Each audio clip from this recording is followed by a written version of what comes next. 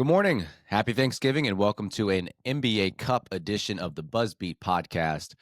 The Hornets have been eliminated with a 129-101 loss last night to the New York Knicks, and I'm sure a lot of people are thankful that they didn't have a chance to watch that game live. This is Richie, and I'm glad you guys are joining me today on Thanksgiving. Maybe you're out running some last-minute groceries, traveling to some in-laws, or listening to me while you're preparing your Thanksgiving meal. If you appreciate what we do and want to help us out, be sure to give us a rating and review on Apple Podcast. I know there are people out there who are listening to us and who have been for a while who have not done that yet. So I'd love to read your thoughts on an upcoming episode. Also, be sure to check out our Substack community by visiting buzzbeat.substack.com. The chat was flowing last night on the app, even in a non-competitive game, which speaks volumes to the commitment from the Hornets fans and the emotions and everything that goes along with it. They definitely want to see a winner, but even in the bad times, the chat is flowing. As always, with these post-game episodes, I'm going to recap the box score, the stats, the talking points, the X's and O's, and try to find some positives in an otherwise pretty poor performance overall. I'll start by saying this. This is my only my second time, I think, watching the Knicks all season, so I didn't have a ton of background knowledge going into the game. I saw them play about a week and a half ago when they played down in Miami. It was a back-and-forth game. Miles McBride had a hot start down there, hitting threes, just like he was last night. I thought Mikal Bridges was awesome in that game against Miami, and you could probably make the case that he's having one of his best seasons of his career. He's playing defense. He's jumping passing lanes. He's shooting the ball well, and just has a constant, consistent presence all over the floor. And so when I saw that 2 weeks ago, obviously that was going to translate over to the court last night.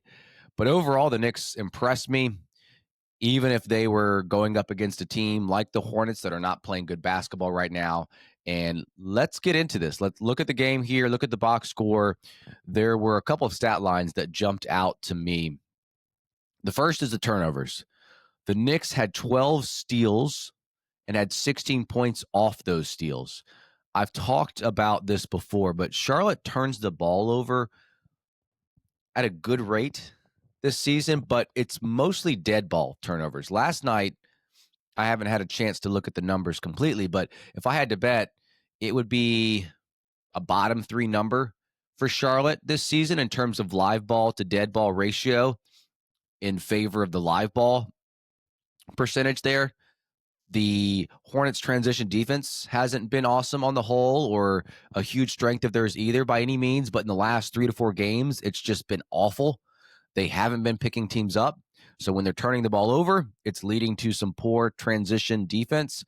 There have been times when two players have been guarding the same guy in the same space, and then one guy's just left wide open.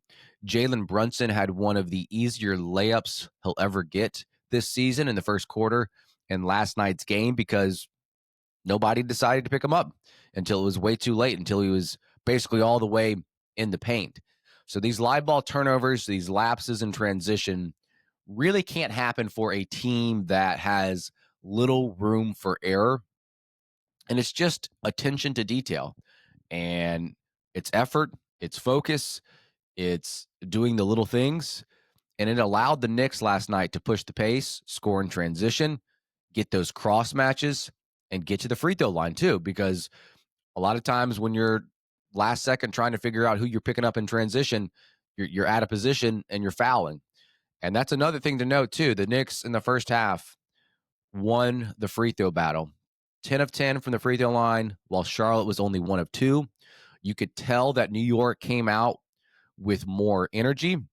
They have a real chance to advance in the NBA Cup, and they know about the importance of getting easy buckets and playing aggressively, and they did that for most of the game. Charlotte had more of a lackadaisical play style, and it looked like they really weren't into the game at times. And it just felt like they were overwhelmed by the physicality of New York. I will say there was probably a couple foul calls that I didn't necessarily agree with in Charlotte's favor, but those who typically play more aggressive and more assertive and setting the tone, they are typically the ones that also get the benefit of the doubt. So, for whatever reason, the Hornets did not come out last night with any kind of urgency. And I do think there is criticism or justifiable thoughts that go through your mind about Charles Lee in that situation. I don't know how much you can criticize his X's and O's about players missing shots, but getting the team up for a game. Yes, it is Thanksgiving Eve, but you got to get this team up to play a game. And they just didn't have that energy and focus when it came to just like the mindset of the team. And that was very, very disappointing. Let's take a break. And when we get back, I will talk about what the Knicks did in the third quarter that must have been very frustrating to watch for Hornets fans. All right, we're back. The last stat line that I wanted to reference is one that is probably Charlotte's biggest strength, or one of Charlotte's strengths on the season, is rebounding. The Knicks out-rebounded the Hornets 41-35, but it felt way more than that. I think Charlotte closed the gap in the second half, in garbage time. Charlotte had one of the worst offensive rebounding performances of the season for their standards. They had 9 offensive boards, which was tied for the lowest of the season. They had 15 second chance points, which was tied for the second lowest of the season. So between the Knicks playing more aggressively, the Hornets stalling on the offensive end, players just having off night shooting the basketball, it made for a very uncompetitive game. And it was hard to watch for most of the game. And that is why, to me, those specific stat lines, why the lead ballooned so quickly. But when looking back last night on the player performances, I wanted to start specifically with the play of Jalen Brunson for the Knicks and how he was used in the third quarter versus Charlotte. I think a lot of people point to the second quarter as a bad one for the Hornets, which I would agree with, but also coming out of halftime, we were hoping for some adjustments, hoping for a renewed energy, which it looked a little bit better coming out of half. Earlier in the game for the Knicks, it was a lot of heart, which I will get to in a minute, and Mikal Bridges. But in the third quarter, Brunson owned it. He was the guy that they went to for New York. He was just too much for the players on the Hornets, specifically LaMelo Ball. They spammed the Brunson pick and roll, which mostly included Josh Hart as the screener, because that's who LaMelo was defending for the majority of the game. And part of me thinks that the Hornets were willing to switch too easily, and that played right into Brunson's hands. Everyone talks about how Brunson is like a small guard, but I don't really associate him as a smaller guard because of his height.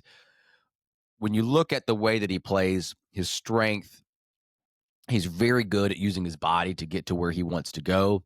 He attacks mismatches, and that was on full display in the third quarter. And LaMelo was that mismatch that they were hunting. And JB is also very good at outstanding at like stopping on a dime, typically around the elbow area, and just pulling up for a mid-range jumper. He creates a ton of space that way as he stops his momentum and pulls up for that mid-range shot. Or he could just physically back you down as well. So that's why I don't think the small guard term really applies to him, even though if you're just looking at the height, sure. I mean, I think that's just his measurables, but the way that he plays is not as a small guard would play. But yeah, in that third quarter, just too much for the Hornets. He even got Khan on a switch. It didn't matter who was guarding him.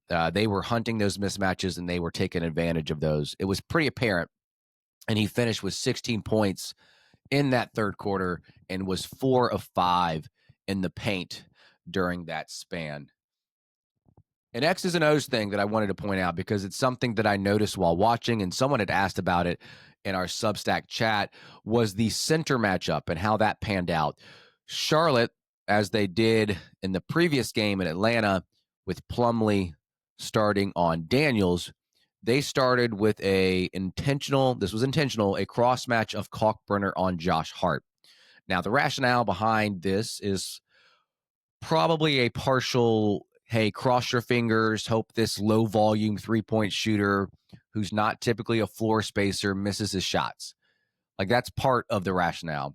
It's also a way to get Kalkbrenner as an extra backline defender because he's going to be sagging deep. So if Towns or whoever gets into the paint, Ryan can come over and help protect the rim and not have to worry about a guy that is a high volume 3-point shooter. But early on, you could tell that this wasn't going to work. And to be honest, it really wasn't so much that Josh Hart was lighting it up from behind the arc and killing Kalkbrenner in that sense. I believe he was just one of one when Kalkbrenner was defending Hart. It was the flexibility and the versatility and the ways that he was unable to stay with Josh Hart. So the switchability and having to guard Cat on occasion, like if he ever had to do that, even then that was difficult for Ryan. There was this one play early on where I made a mental note where I was like, yeah, Lee is going to have to make a change here. Hart was in the corner. Kalkbrenner closed out really hard for a contest. Hart passes it to Towns, if I remember correctly, immediately cuts to the basket for a give-and-go dunk. And Ryan just had no shot of closing out, moving laterally to get the stop on that play, unless he just decided to not close out hard and maybe do one of his cornet closeouts and allow the corner three, which, to be honest, if that's what you're going to do with the center cross match, is probably the way that you want to go, because you're hanging yourself out to dry if you are having Kalkbrenner trying to run out to the corner and close out hard. So if that's the strategy you're trying to employ, then you almost have to live with those corner threes from Josh Hart. So I think when that play happened, that point forward, I made a mental note of thinking, okay, they're going to have to put Diabate in here. And I think that was the same thought that crossed Charles Lee's mind as Lee tried to match Diabate's minutes with Towns. And I thought Musa was, he's undersized compared to Kalkbrenner, very good in defending Cat in the post, knowing that's where he'd be at a disadvantage. Although he did pick up his third foul in the second quarter, he had to sit for a large chunk of the game in that quarter. And there was even a time when Charlotte were playing without either big man. And Kalk actually didn't re-enter the game in that second quarter, with Musa in foul trouble until Cat went to the bench. So that was very much an intentional decision by Charles Lee. And he even confirmed it in his post-game presser. You don't mind when Musa has to switch out, especially when you're switching him with Bridges. That's acceptable. I think Lee was trying to avoid Kalkbrenner being flexible, being switchable, and not playing him against Cat. You kind of remove that equation, right? Remove that out of the equation. So I think that's why he made that change, probably right in the first quarter when I made that note. But those were the big picture talking points for me. In terms of individual performances, it's going to be hard to highlight anything. So I'm going to go through this fairly quickly here. Brandon Miller finished with 18 points, 4 rebounds, and 3 assists. I thought he showed some patience as a driver, as a guy in the middle of the court. He had a nice alley-oop to Kalkbrenner in the first quarter where he allowed the play to develop, and he didn't rush it at all. I think his development with the ball in his hands is something to monitor, whether that's him coming off zoom action, picking up momentum, heading downhill, or whether that's in the short roll, and he has to either attack the rim or kick it out, or if he's running the pick and roll. He's not going to simply be a guy that is used in catch and shoot situations. Miller is a guy that I feel like you're going to have to use him very similar to the way that you use Khan early in the season, as not only a shooter, but a guy that sets picks and gets the ball in his hands and is able to operate out of the middle of the court to best maximize him and this offense. And I thought Miller really picked it up in the third quarter and the second half. Khan Knippel had one of his worst nights as a pro. His shot wasn't falling, and when your best player or your player that is playing the best is having his worst night, it's up to the rest of the guys to pick it up, and that just wasn't the case. I think this was the first time all season that he didn't make a three. 0 of 7 on the night. He had 6 points, 4 rebounds, which is still a strength of his and needs to be highlighted a little bit more. And he picked up 2 assists as well. His best play of the night was really fun to watch because he was very aggressive in attacking Brunson in this situation. He drove it at him. He backed him down on the left block, spun, hit the shot. And I think this was in the first quarter, if my memory serves me correct. And when you watch this, I think it's his footwork that just needs to be highlighted a little bit more. He's had plenty of occasions this season where he's pump fake and he's almost left the floor, but he keeps that foot down. And like this puts the defender in an odd spot because they are contesting and they think that he's getting ready to pull off this shot. But Khan's just able to step through as they go by. And I think the craft is always going to be there for K2. But his efficiency last night wasn't there. And that's going to happen on some nights. But yeah, that was disappointing to see that no one picked up the slack when he wasn't making the shots. Nobody was hitting shots. Colin Sexton showed some energy and effort last night. I love how emotional and energetic he can get, even when the team is down by 20 points. I applaud him for that because I'm not sure how he does it. I'm not sure how he's celebrating baskets in the second half when it cuts the lead from 20 to 18. So I think that mentality is needed, but there's just not a lot of it on this team. He also has a liking for taking a pull-up jumper in the mid-range, anywhere from like the 12 to 15 feet around the elbow, and he's actually pretty good at hitting them too. He hit 2 of them last night versus the Knicks, so that was something to highlight with Colin Sexton. More worrying signs from LaMelo in the last 5 games, including this Knicks game. He's shooting 42% on twos, 21% on threes. To start the season, in his first 6 games, he was shooting 54% on twos and 33% on threes. I would say it's a little bit of a rhythm thing, not playing back-to-backs, on a minutes restriction, not playing these lengthy stretches. I think you could probably attribute it to that a little bit, but I think the bigger issue with his recent struggles is you probably have to wonder if his ankle is bothering him just in the way that he moves, in the way that he jumps on his jumpers. I think it's a valid question to ask that, and it certainly feels that way. And for the people that want him to play longer, don't want this minutes restriction, want him to play back-to-backs, if that's you also have to worry about re-injuring it more. And as we've mentioned here on the podcast before, it seems like there's some discrepancy in the way that LaMelo feels about his ankle injury versus maybe the team. So if LaMelo himself is very cautious about the way that ankle feels, then I don't think you could be upset about the way that they're handling this. So you can't really have it both ways. You can't want LaMelo to play more if he himself is the one that is thinking that his ankle feels worse than maybe the doctors think it is. But that's just speculation at this point. Sion James, also more struggles for him shooting the ball in the game, missed a lot. And not only was he missing, he was missing poorly. Like it wasn't any of these like in and out shots. He was 0 of 4 behind the arc.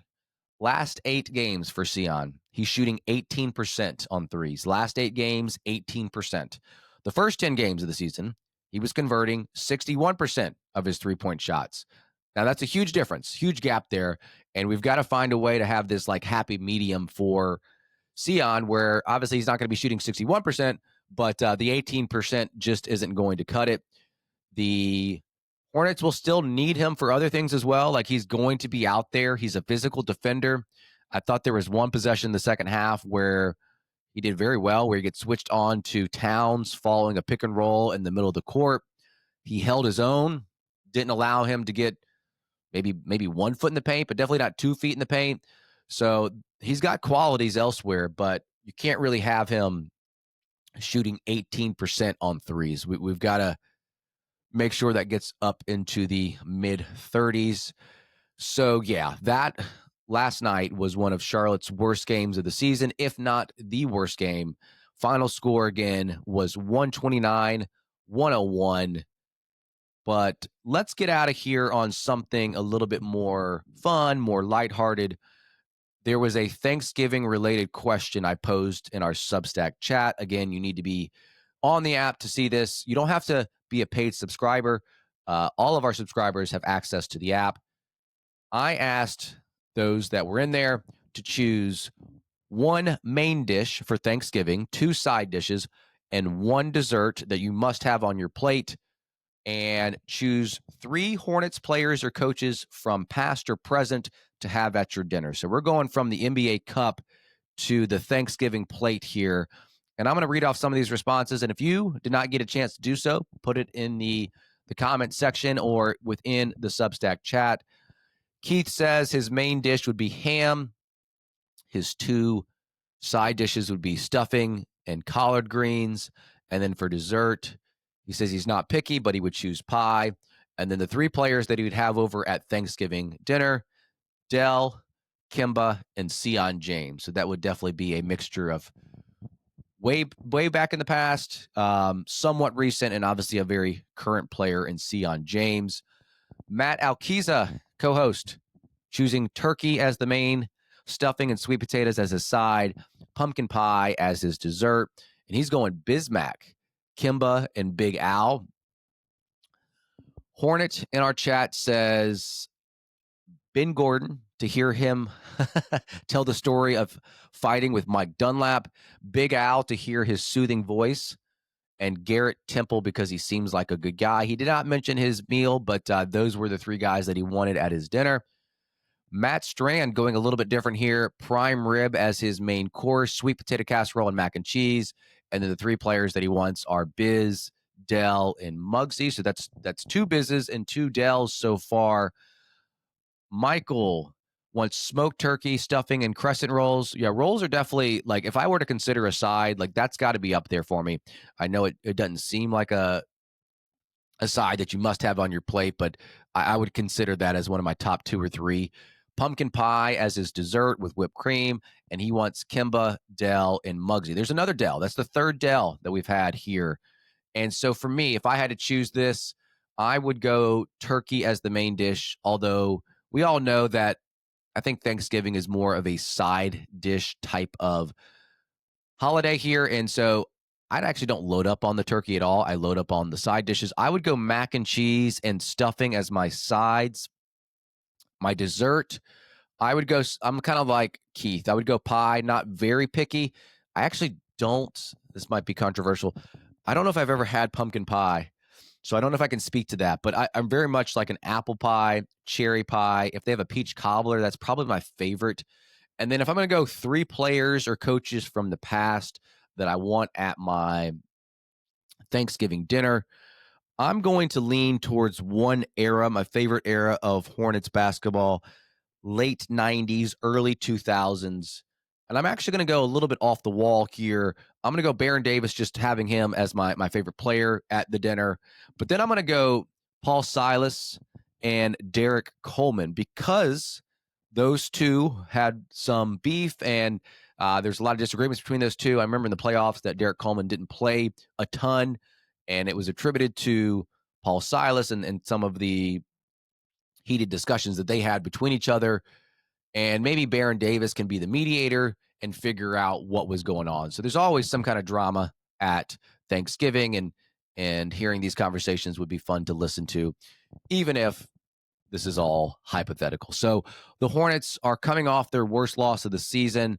Their upcoming games, Friday, tomorrow, 7:30 against Chicago. Saturday, back-to-back versus Toronto. Then they've got Monday at Brooklyn. Next Wednesday against the Knicks again. And then Friday against Toronto once again. So Toronto's a team that I'm still interested to see how they're going to pan out in the Eastern Conference. I buy into the Pistons hype. I buy into what they're doing. Something about Toronto, I've got to see it a little bit longer to feel if they're going to hold up there in the top 4 of the East. Maybe they come back down a little bit, but Pistons I can see being up there, and the developments with Jalen Brunson and just the way that he's been able to play with the ball in his hands, and the fact that the Hornets picked him is a different conversation for a different day. But I appreciate everyone for tuning in on Thanksgiving here. So thankful for you guys for tuning in to this quick solo episode. Be sure to share this on social media. Tell your family and friends about this Hornets podcast, even if the Hornets are playing pretty poorly right now. This is always a place that you guys can come and commiserate and listen to us complain and share our thoughts and your thoughts when you guys comment on the Hornets as well. So thank you so much. Take care. This is Richie. Go Hornets.